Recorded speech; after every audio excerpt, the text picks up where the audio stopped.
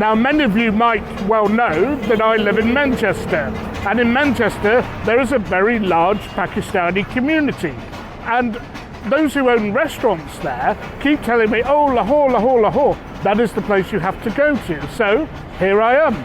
Having left Karachi, I've taken their advice, so come and join me on my mutton food tour adventure in Lahore, Pakistan.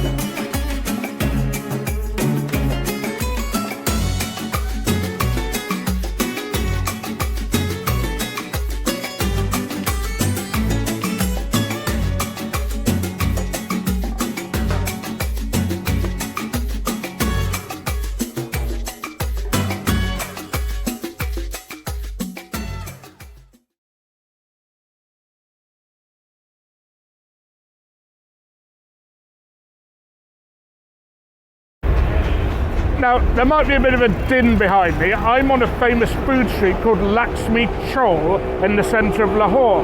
And when I pan the camera around in a minute, you'll understand quite what I'm talking about, because, I mean, this place is a hive of activity. And those of you who watch my videos in Karachi will remember that we had a Katta Cat and passed some Katta Cat stalls. Now, this place has got the full range of stuff here, the testicles and everything. So we have like a wall-to-wall Katta Cat stand here, testicles, the whole lot, kidneys, maybe some brains there, can I see, some liver. I believe those are hearts in front of me. Just looking at these 5 big towers, you can see different stages of Katta Cat preparation. We've got one simmering away under the lid. One here where they're reducing the stock and mixing the offal, which has already been chopped down to a fine paste. And again, another tower where they've just added the tomatoes and the garlic. There we have the famous Katta Cat sound of them mashing up the offal. And of course, I'll explain again, but it's called Katta Cat because of the sound they make here when they're chopping and grinding the offal whilst it's reducing down to a thick gravy. And of course, one of the more challenging aspects of travelling to a country like Pakistan is the different script. And you're not actually sure what's on offer at a lot of these street food stalls until you actually see it or try it. So I'm guessing, looking up at the diagrams, that sweets are on offer here. More Katta Cat. I mean, this street must obviously specialise in Katta Cat here, and wow, they have the whole range here. They've even got lamb chops. And I must admit, I've always thought the lamb chops look a little bit out of place, surrounded by that sea of offal.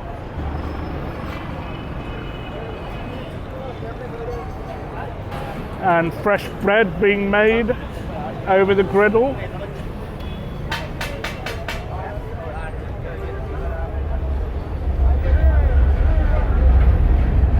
And again, they don't mess about here, so if you're a vegetarian, look away. It's kind of choose your chicken. Whatever down here.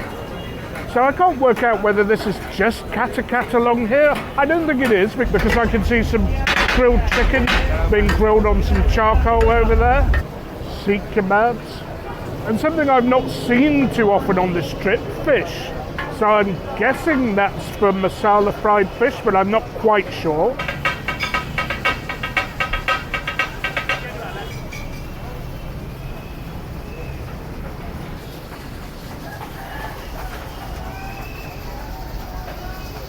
So this is basically Katta Cat Alley in Lahore. Obviously karahis and barbecue as well, but the one thing that has stood out to me is the display of offal at every single restaurant, because Katta Cat seems to be their speciality. And if you look across the road as well, that is wall-to-wall, door-to-door restaurants serving karahis and various things. Obviously I can't see exactly what, But Muttonistas, I've saved myself for you all again tonight. I've not eaten a thing. I'm ravenously hungry and I can't wait to pile in and try all the delicious foods that Lakshmi Chowk has to offer. So I'm going to head back to my chums who are going to take me into a restaurant and order.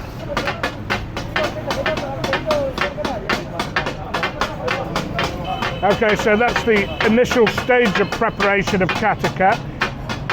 Chopping the whole pieces of offal.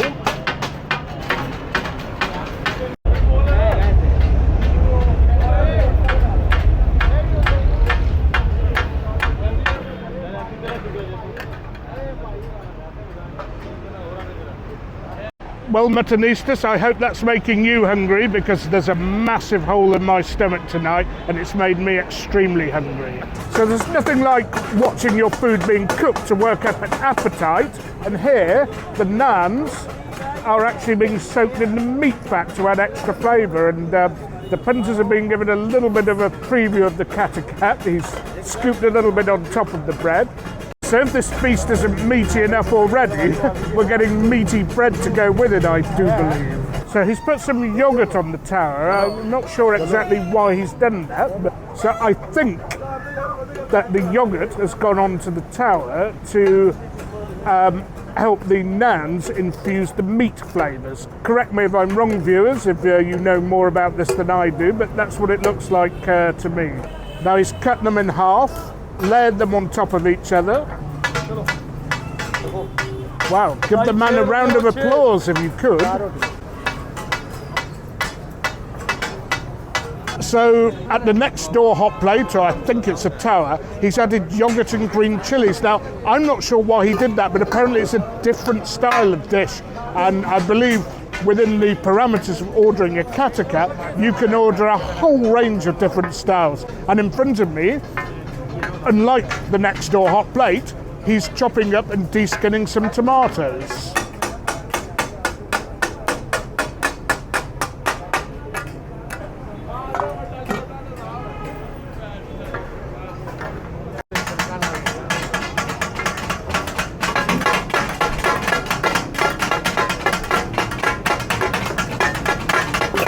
And don't you just love the way he managed to create a tomato puree with, well, not quite with his bare hands, but just a couple of culinary instruments. That was incredible, the way he managed to chop those tomatoes, deskin them with a couple of spatulas. Incredible.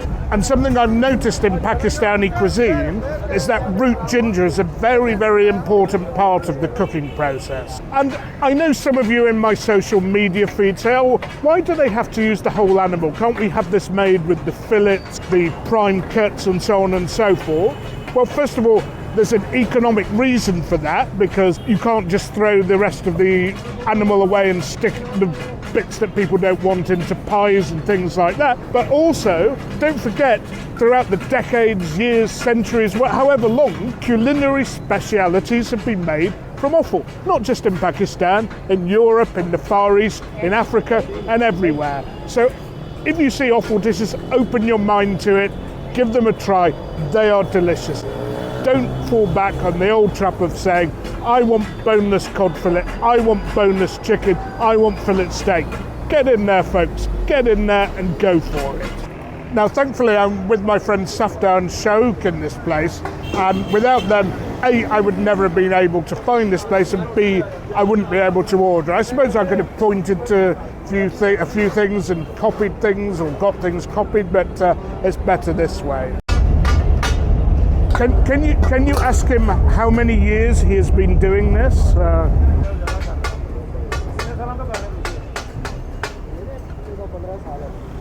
14 to 15 years. 14 to 15, wow. 14 to 15 years, an experienced chef. You can tell he knows what he's doing.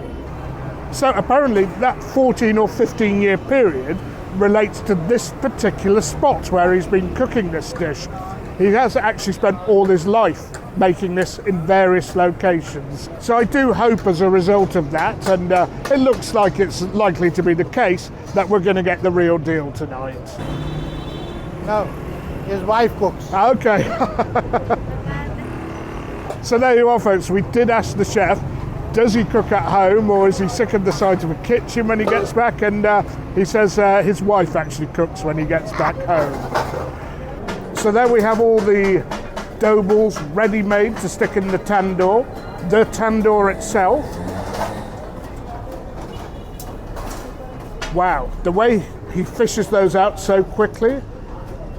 I understand that the dough is kneaded, flattened, and then stuck on the side of the oven with what looks like some sort of pillow. I'm not sure what the name for it is. And then he reaches with those tongs and extracts the bread from the tandoor. Okay, so we get to do a bit of quality control before we actually sit down and decide to have the dish. You okay with that? Done? And I love what he's doing with the bread now. No droplet of juice of the meat is being allowed to escape here. If it's not in the bowl, it's in the bread. And from that little preview, I can assure you Muttonistas that one hell of an orgasm on a plate is about to arrive. Yeah. So here is our table for the evening on the street, as it should be. And there's some sort of menu that I can't read there, but I'm sure I'll be told what it's all about.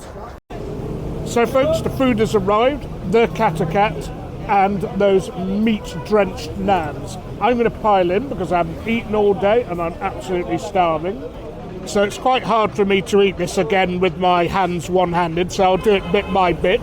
The naan, the meaty naan.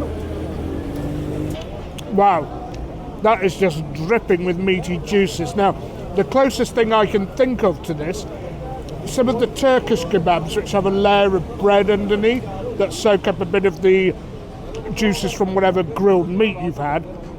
It's the closest thing I can think to that. However, these will be juicier, more buttery and meatier because they've actually been cooked on top of the griddle.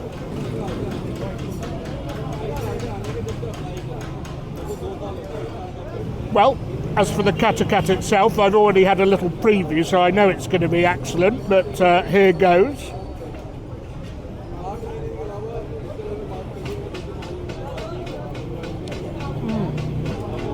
My goodness, what an explosion of meat, spice, offal, fat, butter, you name it.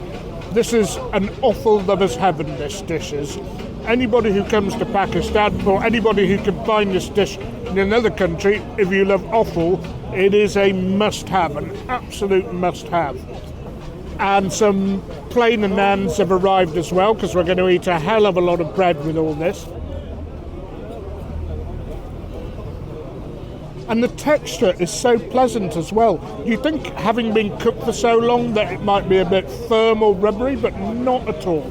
It is juicy, succulent, moist. It melts in your mouth. So, does this get your approval? It does. Absolutely. So in addition to the meaty naans, a few freshly cooked and drier rotis came along as well. And some of you might think, oh well, so much butter, how much did he put in there? It's not actually particularly greasy or fatty, this meal. I know some Pakistani dishes can be very greasy and can be absolutely swimming in grease. This dish not. So there we are, folks. Absolutely nothing left. Always the sign of a quality meal. The plates in the bowl almost licked clean. And to compare it to the Katta Cat I had in Karachi, the one in Karachi was spicier, but I preferred the quality of the ingredients in this Katta Cat and the method of cooking.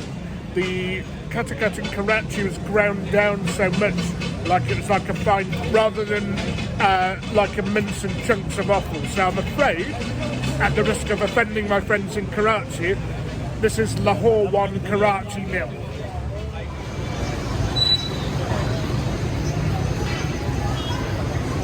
So time for a little dessert. Safdar and Shauq have taken me to Butt's Bakery and Sweets, which has the most enormous queue behind me, so it must be good. And I'm getting to try 3 different types of sweet. One's made from pulses or dal. One is from carrot, One's called peta, and I'm not sure what it is, but I'm going to try it in a second. So we have the red stuff, the carrot. I'm guessing it's like a halwa. Yes, halwa. And They're all halwas. they're all halwas. So one's from lentils, one's from carrot, one's from lentils, one's from carrot, and the other is from peta, which we're actually struggling to translate. But maybe I'll work it out when I taste it. So the peta is very pleasant, not too sweet. I still actually can't work out what exactly it is, so I'll look it up and leave it in the subtitles. And the carrot, well, that's becoming one of my favourites. Second time I've had it on this trip, carrot halwa. And again, not too sweet, but just enough to sort of settle my tongue after those meats and spices had danced all around it a half an hour ago. And finally, the one made out of pulses, or I think it's made out of dal. This is most unusual, never tried this before. Well, that is actually quite sweet. It's pretty good, it's pretty tasty, but of the three, I'd say the dal halwa is the sweetest, and possibly the carrot is the least sweet. So folks, nice little sweet to finish the evening off with. I'm going to wrap the video up here. Very nice of Shauq and Safdar to take me here, because, as I said, finding these places as a Westerner is a little bit tricky, let alone ordering. And I have to say, the Pakistani street food experience is worth coming here for just on its own, let alone all the history and the beautiful nature you can see if you go to the right parts of the country. Anyway, a lot more content coming up from Lahore and other parts of Pakistan. I'm going to love you and leave you. And wow, wasn't that Katta Cat great? It's possible that I won't be able to beat that on this trip, but one thing is for sure, that you can't beat a bit of mutton.